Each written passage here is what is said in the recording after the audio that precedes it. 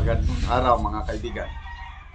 Pag-usapan natin ngayon si Congressman Paduano at si Speaker Martin Romualdez. Itong mga nakarang araw, grabe ang batikos ng taong bayan kay Congressman Paduano dahil sa pag-contempt niya, pagpakulong kay General Wilkins Villanueva. Mismo ang PMA class of 1988, I think 62 mostly generals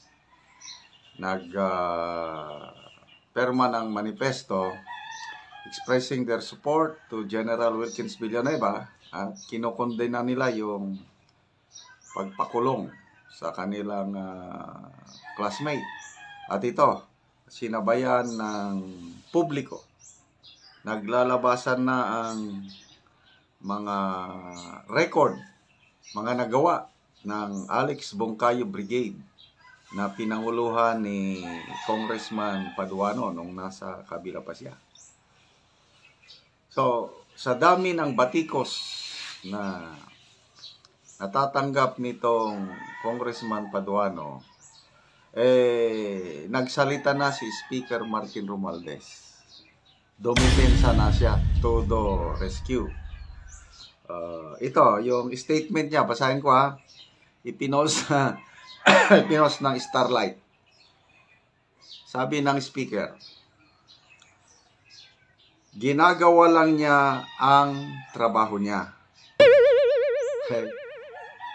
Parang nagiging Truth Commission na ngayon ang Quad Nagiging Truth Commission na ngayon yung mga efforts natin dito sa Congress.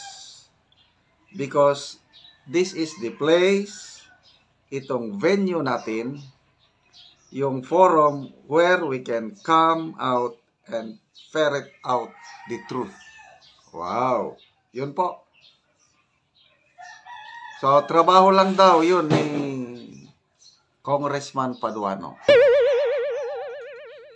So, bakit nagsalita si Speaker Romualdez? Siguro, I don't know kung makakatulong ba ito kay Paduano? Maibsan ba ang galit ng taong bayan kay Paduano and Quadcom as a whole? Ang unang sentro ng lately ang nagreklamo si Congressman Ace Barbers, ang chairman ng Quadcom. 'Di ba? Humihingi na siya ng tulong sa NBI para imbestigahan, then later on kasuhan ang mga vloggers na bumabatikos sa Quadcom. So as a whole, nababatikos sila.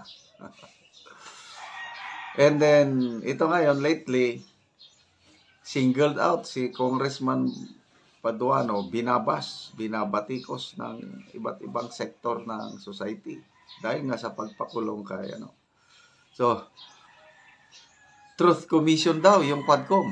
Ano yung Truth Commission? Yun po yung Agraba Truth Commission or Agraba Fact-Finding Commission na binuo ni late President Marcos Sr. after the death of former Senator Benigno Aquino. Yan. Ang tagal na investigasyon yan. So, anong nalaman nilang katotohanan? Wala rin. Hindi pa rin natukoy sinong mastermind sa pagkamatay ni Ninoy Aquino. So, ito daw, ang Quadcom daw is Truth Commission to ferret out the truth. Kaya, kung totoong Truth Commission ito, bakit ang taong bayan, marami ang galit sa Quadcom? Tignan nyo ngayon yung mga na-involved sa Quadcom, alanganin na sila, dihado na sila sa example, si Congressman Benny Abante. lamang na lamang yung kanyang kalaban sa 6th District of Manila. Si Councilor Joel Oy. 15% o 15 points ang lamang. Joel Oy. Sino pa? Joel Chua. Ganon din. Delikado din siya sa ano. So, makikita nyo yung resback ng taong bayan dito sa Quadcom as a whole. Kung totoo na ginagampanan lang nila yung trabaho niya ng Truth Commission. But ano naman ang perception ng taong bayan sa Quadcom? Ang perception is politically motivated. Kaya marami ang bumabati ko sa Quadcom dahil nagkaroon na ng Court of Public Opinion. Talaga ang target nila mga Duterte, specifically si Pangulong Rodrigo Roa Duterte. Anyway, balik tayo kay Congressman Paduano. Nakakulong pa hanggang ngayon si General Wilkins Villanueva. Kawawa, no? Doon na siya nag-Christmas. Doon na rin siya siguro mag-New Year.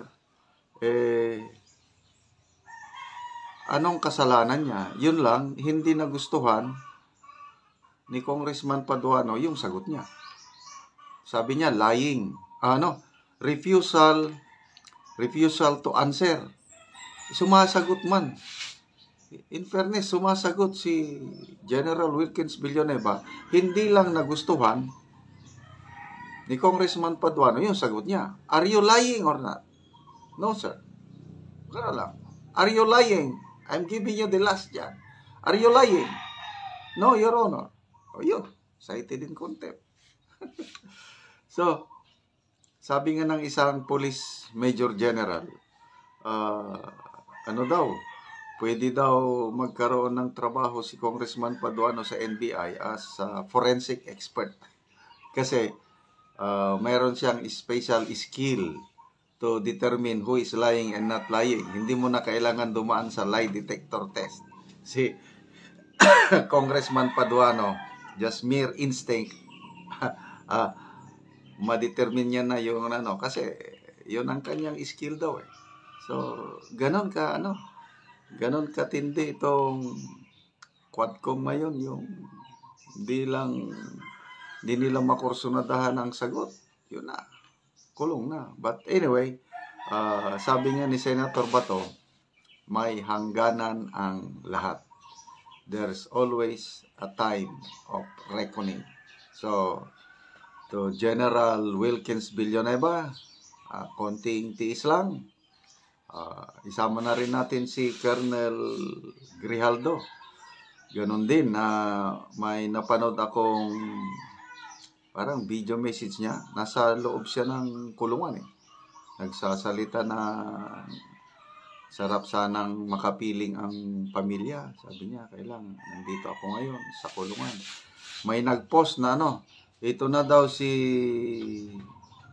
General Villanueva and Colonel Grijaldo, sila new heroes sa mga men in uniform. Kasi sila yung tumindig para sa prinsipyo. Alam nyo, kung hindi nagsalita si Colonel Grijaldo sa Senate hearing, hindi niya binulgar yung nangyari sa kanya na kinonvince siya na aminin na may reward system. Kaya ay sana ang buhay niya ngayon. So bakit siya, kaya sabi nga yan, nung bago siya mag-bulgar sa nalalaman niya, magiging abnormal na ang buhay ko. But so be it. Iyon. Nakakulong siya ngayon. So kung hanggang kailan sila makukulong, so sana naman, maawa na rin ang... So mag-ingay lang tayo. Manawagan lang tayo nga sana palabasin na. I don't know kung ilan pang nakakulong sa Quadcom, yung pinakulong pinaka-lately Major Laraga, sina Cassandra Ong, sino pa yung baka hopefully itong dalawa na lang ang nakakulong. General Wilkins Villanueva and Colonel Grijaldo na lang. So, sana malampasan nila itong pagsubok sa kanilang buhay.